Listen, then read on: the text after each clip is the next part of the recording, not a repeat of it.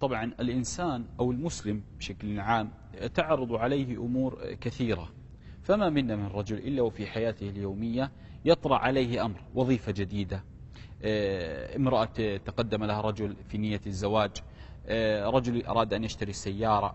هذه الأمور تعرض على الإنسان في حياته لا بد أن يمر بها. كان عليه الصلاة والسلام يعلم الصحابة الاستخارة كما يعلمهم السورة.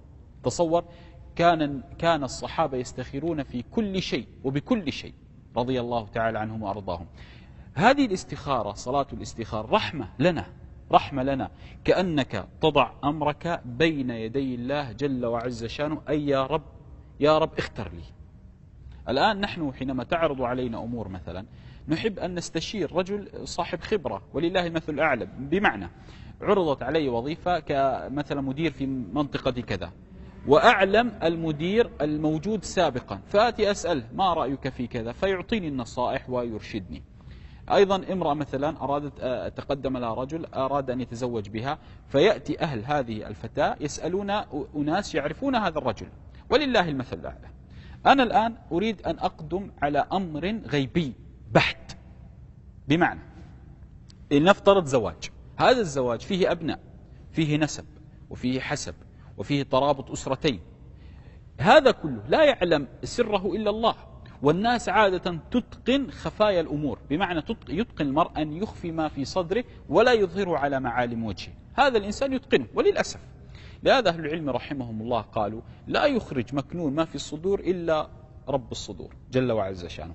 الآن المرأة هذه التي أرادت أن تستخير تفوض أمرها إلى الله، أي يا رب تقدم لي فلان وأنا أريد أن أتزوج وأحصن نفسي، فيا رب ماذا أصنع؟ فتشرع صلاة الاستخارة. صلاة الاستخارة النبي صلى الله عليه وسلم يقول إذا هم أحدكم بالأمر، بمعنى إذا وقع الهم في قلبي على أمر ما. والاستخارة الأصل مرة واحدة. لماذا نقول مرة واحدة؟ حتى لا يدخل الشيطان إليك تارة. هناك ناس تستخير ألف مرة في اليوم، تستخير 4 مرات، بعد شروق الشمس 6 مرات، وبعد المغرب مرة أكثر من مرة، وعند العشاء بعد العشاء تقوم الليل في الاستخارة. هذا يدخل وسواس إلى قلبك. لهذا الاستخارة أهل العلم رحمه الله قالوا مرة واحدة، ومنهم من قال لا أكثر من مرة، بمصداق قول النبي صلى الله عليه وسلم إذا هم، بمعنى كلما هممت بالأمر استخر، كلما هممت بالأمر استخر. لكن هذا فيه مدخل للشيطان، ومتى ما دخل لك الشيطان هنا تفقد الأمر. فالمسألة متى ما استخرت اعزم الأمر. الإنسان إذا استخار وفوض أمره إلى الله يجب أن يعزم على الأمر. الاستخارة حينما يصلي المرء الاستخارة لا تربط برؤى ولا في أحلام، ولا تربط بانشراح الصدر ولا بضيق الصدر، كل هذا ما ورد في الشرع. الاستخارة معناها أصلي أفوض أمري إلى الله، فإذا يسر الأمر فالله جل وعز أراد هذا الأمر، أراده. وإذا لم ييسر الأمر فإن الله عز وجل لم يرد هذا الأمر إليك. وإذا يسر الأمر وتبين لك أن هذا الأمر كان شرا، أراد الله جل وعز حكمة إليك لا تظهر لك إلا بعد حين. لهذا الاستخارة اليوم سنتكلم عنها. ما هي؟ كيف هي؟ ما معنى استخارة؟ كيف تصلى الاستخارة؟ متى ندعو؟ قبل السلام؟ بعد السلام؟ كيف هي؟ ماذا نشعر بعد الاستخارة؟ صلاة الاستخارة تشرع في أي وقت إلا في أوقات النهي. النبي عليه الصلاة والسلام نهى عن الصلاة ما بعد صلاة الفجر حتى شروق الشمس. علم هذه المنطقة، هذا الوقت نهى النبي صلى الله عليه وسلم عنه. ونهى عليه الصلاة والسلام عن الصلاة بعد العصر، حتى كان عمر رضي الله تعالى عنه يضرب الرجال على أيديهم إذا صلوا بعد العصر، وقال أخشى أن تفرض عليهم، أخشى أن تفرض عليهم.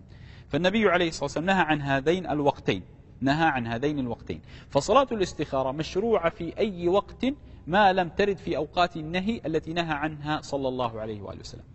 الاستخارة هي عبارة عن ركعتين غير الفريضة، يعني لا يصلح أن تجمع صلاة فريضة الفجر مع استخارة، تقول عصفورين بحجر، هذا ما يصلح في الشرع.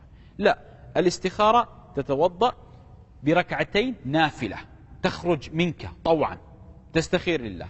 طبعا عندنا مشكلة الآن عند الناس، مثلا يأتي للصلاة، اسمع وانتبه، يقول نويت أن أصلي الاستخارة عن شراء سيارة كذا موديل كذا في سنة كذا ومن فلان، الله أكبر. هذا ما ورد في الشرع، هذا ما ورد في الشرع. أو امرأة تريد أن تتزوج من رجل، نويت أن أصلي تقول بلسانها نويت أن أصلي الاستخارة بزواج فلان ابن فلان ابن فلان تقدم لي ليلة أمس في ساعة كذا وأنا أريد هل أعلم زوج صالح.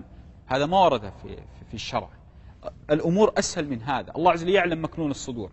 الاستخارة تنوي ها هنا، النية ها هنا. قال عليه الصلاة والسلام لم تشرع النية قط على اللسان. قال أهل العلم إنما عن أمرين يستثنى النية، قالوا لبيك اللهم لبيك في الحج أو العمرة، وفي النحر اللهم هذا عني وعن أمتي. وإن منهم من قال هذه من شعائر ومن الشعيرة وهو نسك، لكن النية إنما تكن فقط في القلب.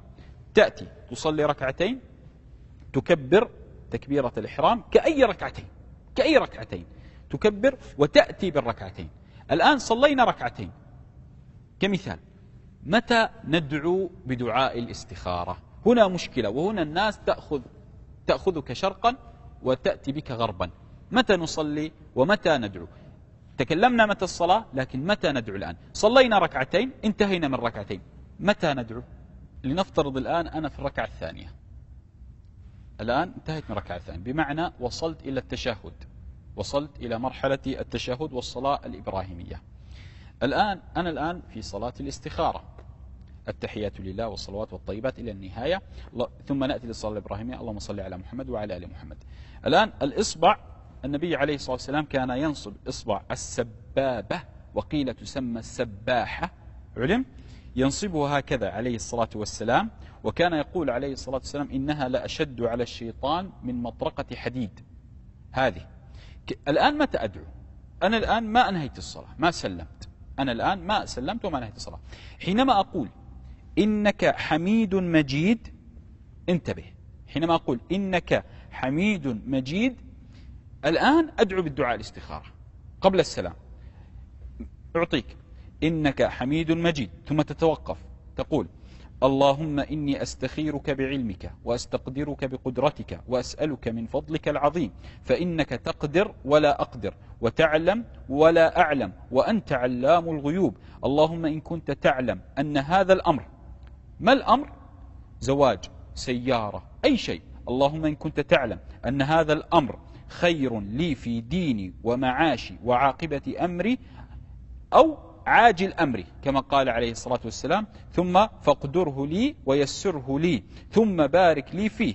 واللهم إن كنت تعلم أن هذا الأمر شر لي في ديني ومعاشي وعاقبة أمري، اللهم اصرفه عني، اللهم اصرفه عني واصرفني عنه واقدر لي الخير حيث كان ثم ارضني به، ويسمي حاجته. هذا ينتهي من الدعاء، ثم تقول السلام عليكم ورحمة الله، السلام عليكم ورحمة الله. هذا دعاء الاستخارة. طائفة من أهل العلم قالوا لا، قال حينما تصل إنك حميد مجيد تقول السلام عليكم ورحمة الله، السلام عليكم ورحمة الله، ترفع يديك تقول اللهم إني أستخيرك بعلمك وأستقدرك بقدرتك إلى النهاية. الآن أين نذهب؟ هل نذهب بعد السلام ندعو أم قبل السلام عند إنك حميد مجيد؟ الراجح عند أهل العلم النبي صلى الله عليه وسلم وصف هذا الموطن إنك حميد مجيد، قال عليه الصلاة والسلام فليدعو بما شاء. هنا قبل السلام موطن إجابة، للأسف الناس تغفل عنه.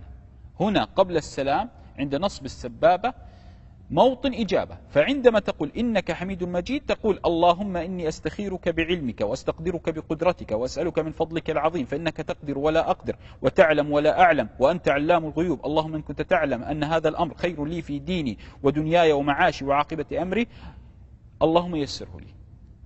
علم؟ تدعو وتكمل الدعاء، تدعو وتكمل الدعاء ثم تسلم السلام عليكم ورحمة الله، السلام عليكم ورحمة الله. هنا انتهت صلاة الاستخارة. ماذا يحصل الآن؟ يحصل الآن إما أن ييسر هذا الأمر، وهذا لله الحمد والمنة، وإما أن الله عز وجل يقدر المقادير أن لا يتم هذا الأمر، وليس له علاقة لا بضيق الصدر ولا بسعة الصدر، وليس له علاقة بأي شيء ولا بالرؤى ولا بالإحلام، إنما هو تيسير من الله رب العالمين، يهب هذا الأمر لك أو يصرفه عنك كما طلبت من الرب القدير. هكذا صلاة الاستخارة انتهت. أسأل الله لي ولكم التوفيق.